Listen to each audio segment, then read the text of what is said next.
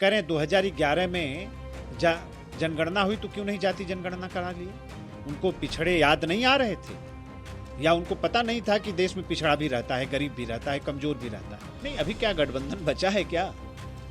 अरे नीतीश चले गए, ममता बनर्जी जी चली गई, समाजवादी पार्टी से लाठी रोज चल रही है अंदर। ये आपस में सिरफटोल करेंगे और अभी चुनाव आने दीजिए। चुनाव आते आते ये एक दूसरे को गाली देते हुए नजर आएंगे। देखिए, अरविंद केजरीवाल को भारत के संविधान पर कोई भरोसा नहीं है।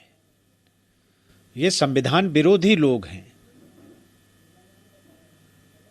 और बेवजह का ड्रामा सड़कों पर कर रहे हैं। भ्रष्टाचार में आकंठ डूबे हुए हैं। अब वो दूसरे बहाने बनाकर बचना चाहते हैं, ऐसा कैसे संभव है? और अगर उनके पास उनके निर्दोष होने का कोई तथ्य, कोई प्रमाण है, तो उनको माननीय न्यायालय के पास जाना चाहिए। उनके 3 वरिष्ठ पार्टी के नेता जेल में हैं, लंबे समय से हैं। अगर ईडी की कार्यवाही में कहीं कोई दोष होता तो क्या माननीय न्यायालय अब तक उनको जमानत नहीं देता? तो उनके वरिष्ठों की जमानत अभी तक नहीं मिल पाई है। ये इस बात का प्रमाण है कि जो भ्रष्टाचार का आरोप इन लोगों के ऊपर है वो सत्य है। और इस बात को अरविंद केजरीवाल जी बहुत अच्छी तरीके से जानते हैं कि जब हम ईडी के सामने जाएंगे तो हमारी पोल खुल जाएगी, हमें जेल जाना पड़ेगा। तो जेल जाने से बचने के लिए ये दुनिया भर का ड्रामा कर रहे हैं और कोई बात नहीं है। ईडी, माननीय न्यायालय के पास ईडी गई है। अभी कोई दूसरे रास्ते पर सरकार जाती तो सरकार को आरोपित करते, सिस्टम को कटघरे में खड़ा करते। तो ईडी का फैसला अच्छा है, माननीय न्यायालय से आदेश लेकर अग्रिम कार्रवाई करें, ये ज्यादा अच्छा रहेगा। सर, सपा राष्ट्रीय अध्यक्ष अखिलेश यादव का कहना है कि भाजपा सिर्फ ऐसा इसलिए कर रही है कि उनका वोट ना बिखरे।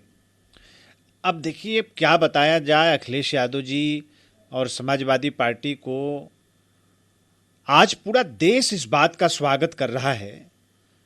जितनी उम्र अखिलेश जी की होगी उससे भी ज्यादा समय से सार्वजनिक जीवन में परम श्रद्धेय आडवाणी जी हैं और देश की सेवा कर रहे हैं। सरकार के फैसले का अभिनंदन पूरे देश में हो रहा है। चारों तरफ इस बात की सराहना हो रही है और उनका विशाल व्यक्तित्व, उनकी समाज सेवा का एक जो लंबा कालखंड है, ये जो सर्वोच्च सम्मान उनको भारत सरकार ने दिया है, पूज्य मोदी जी की सरकार ने दिया है, ये आने वाली पीढ़ियों के लिए प्रेरणा का स्रोत बनेगा। जो हमारे दूसरे लोग सार्वजनिक जीवन में हैं उनके लिए एक प्रेरणा का काम हो रहा है। आज सब लोग उसका अभिनंदन कर रहे हैं। अब अखिलेश जी को कुछ न कुछ बोलना है तो कोई न कोई बात बोल देनी है, बिना सिर पैर की बात बोल देनी है, जिसकी जनता में कहीं कोई स्वीकार्यता नहीं है। उनके इन बयानों के सापेक्ष आप किसी से कोई बात पूछ कर देखिए। एक नॉन पॉलिटिकल आदमी भी उनकी बातों को किस तरह से लेता है ये समझ में आ जाएगा। तो इनको कुछ कहना है इसलिए कुछ कह रहे हैं और कोई बात नहीं है। सर, जनगणना चाहती है लेकिन भाजपा इस जाति जनगणना करा नहीं रही है। प्रधानमंत्री नरेंद्र मोदी ने अपने आप को ओबीसी के रूप में बताया था। ये सिर्फ राजनीति के कारण है जो भाजपा जो है राजनीति। अब राहुल गांधी जी को शायद पता नहीं है कि इस देश में सबसे ज्यादा राज उनकी पार्टी ने किया है। देश में सबसे ज्यादा देश को चलाया है, देश में उनकी सरकारें बनी हैं। हम कह रहे हैं 2011 में जनगणना हुई तो क्यों नहीं जाति जनगणना करा लिए?